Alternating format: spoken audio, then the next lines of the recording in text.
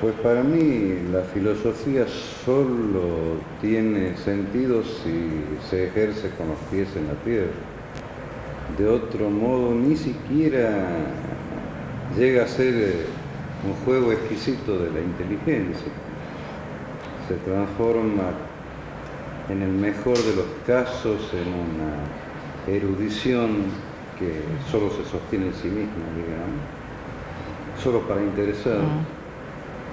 Y en el peor de los casos, mera hojarasca, ¿no? Faena de papel impreso que carece de todo interés. Por otra parte, no es esto algo que se me ocurra a mí. Siempre la filosofía fue con los pies en la tierra. Si uno hace el inventario de los principales filósofos que en el mundo han sido, digamos, pues verá enseguida que es gente que tenía un ojo en lo real y el otro en lo posible. Porque es en el gozne entre esas dos dimensiones de la existencia donde se instala la filosofía. Aquel en el que se vinculan, se tocan con la frontera, lo que es y lo que puede ser. Es que si uno la concibe como una tarea académica, ciertamente no es amable. En fin, es poco más que algo que uno hace pues porque tiene que vivir. Pero, quiero decir, en el sentido material de la palabra, en el sentido de que hay que comer y pagar impuestos, etc. Pero entendida la filosofía no como una tarea académica, sino como lo que fue desde sus orígenes, tiene ella misma un componente de amor, incluso en la palabra con que se la denomina. Filosofía, amor del saber, que eventualmente puede llegar a ser también saber del amor. Son términos muchas veces intercambiables, recíprocos, pero sin una componente, diríamos, erótica, en el sentido literal de fuerza vital dirigida al amor, a la afirmación del ser. No existe esto que se llama filosofía. Es verdad que se puede decir esto de casi cualquier faena humana que se emprenda creativamente.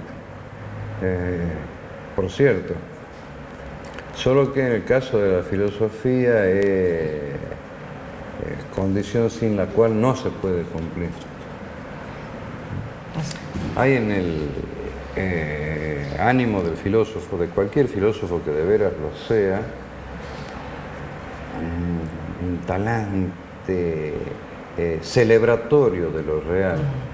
El asombro, por ejemplo, que se suele mencionar como el estado de ánimo que se encuentra en el origen de la filosofía, y esto dicho por los más grandes filósofos, pues el asombro no sería tal si no hubiese una componente de más honda aún que la del asombro mismo, la capacidad de asombrarse, que ella misma no sería explicable sin esto que acabo de nombrar hace un momento como un ánimo celebratorio de lo real. Algo que puesto en palabras diría más o menos así. Digo puesto en palabras porque en general es más bien un sentimiento privado de palabras. Un sentimiento mudo, pero que si lo fuéramos a transcribir en palabras sería algo así como qué maravilla que hay ser, que hay realidad, porque podría no haberla, porque de ninguna manera es trivial, primero que haya realidad, más bien que lo contrario, es del orden de lo absolutamente improbable que se haya producido un cosmos, por ejemplo, sin ir más lejos.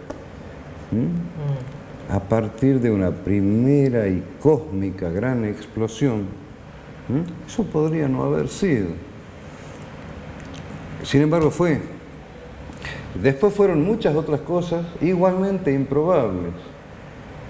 forjaran átomos y átomos pesados luego, de tal modo de componer la tabla de los elementos químicos que nos enseñan en la escuela, y luego que eso se configurara de tal modo que en algunas regiones del universo haya podido haber vida, y que en una en particular ciertamente la hay, en esta en que estamos nosotros dos conversando. Bueno, todo eso es una sucesión de probabilidades tan, si vamos a conferirle un número a las probabilidades del caso, tan infinitesimalmente pequeñas, que el hecho de que existamos y el hecho de que podamos referirnos a la existencia equivale a habernos ganado muchas loterías juntas o una detrás de otra. Cuando dices habernos ganado, estás pensando del hombre a través de la humanidad. Pero antes aún del hombre, cuando llegamos al hombre ya hemos ganado muchas loterías. La vida misma era un fenómeno enteramente improbable. La conjunción de circunstancias que hacen posible la emergencia de la vida es muy improbable. El hecho de que se haya dado una vez, tal vez la vida procede, por lo menos en la vida que conocemos aquí en la Tierra, de un solo evento, una célula madre producida, tal vez, ¿qué más podemos decir que tal vez? Porque no sabemos. Aquello a lo que me refiero está bastante más allá de la frontera del conocimiento que se posee. Producido y que se puede poseer. Un único acontecimiento producido por mera casualidad y enteramente improbable, del cual, sin embargo, la ulterior desarrollo de todo. Claro, la ulterior y abigarrada y variadísima y variopinta historia de la vida sobre el planeta, uno de cuyos episodios somos nosotros. Sería en primer lugar un disparate pretender para nosotros, para cada uno de nosotros, un atributo que no tienen las galaxias, que es la perduración infinita. Y permite saber, por otra parte, que formamos un eslabón de una cadena cósmica, que la transitoriedad no solamente nos es inherente, sino que hasta es deseable, que por mucho que nos oprima como nos oprime, y nos angustie como nos angustia la certidumbre de que hemos de morir, yo creo que esa angustia y esa opresión son menos intensas que las que nos embargaría el sentimiento de la inmortalidad. La inmortalidad debe ser atroz. Bueno, esto es una paradoja, porque no estoy diciendo que la muerte sea deseable. Es más, el hecho de vivir es sostenerse permanentemente contra la muerte. Pero no es lo mismo rechazar la muerte cada vez que nos amenaza que pretender sin más la inmortalidad. Son dos cosas distintas. Digamos, en la literatura argentina, quien más lejos ha visto en esto es Borges, desde luego. Recuerdo el cuento El Inmortal, que tiene este asunto como Borges tema. En el cuento del inmortal como idea. Bueno, es que varias cosas, ¿no? La primera, la más superficial, la que en el sentido mío, no como planteo de Borges, en el sentido que es la primera con la que yo me encuentro revisando en mi memoria el cuento. La condición insufrible de la inmortalidad, si la alcanzáramos. ¿Qué sería esto de insufrible? Pues bien, que si la muerte tiene la aptitud de poner en cerco a todo significado y amenazarlo de desvanecimiento, la eternidad mucho más. Ante la eternidad no hay significado que se sostenga. Tanto da hacer una cosa como no hacerla si vamos a ser eternos. Claro. Pero Borges, en un segundo momento de su indagación, alcanza otra paradoja, y es que en el fondo, de alguna manera, somos inmortales. porque bajo nuestra identidad de superficie hay una identidad de fondo, y esa identidad de fondo es no solamente con nosotros mismos, sino con la entera especie de la que somos un suspiro transitorio como individuos.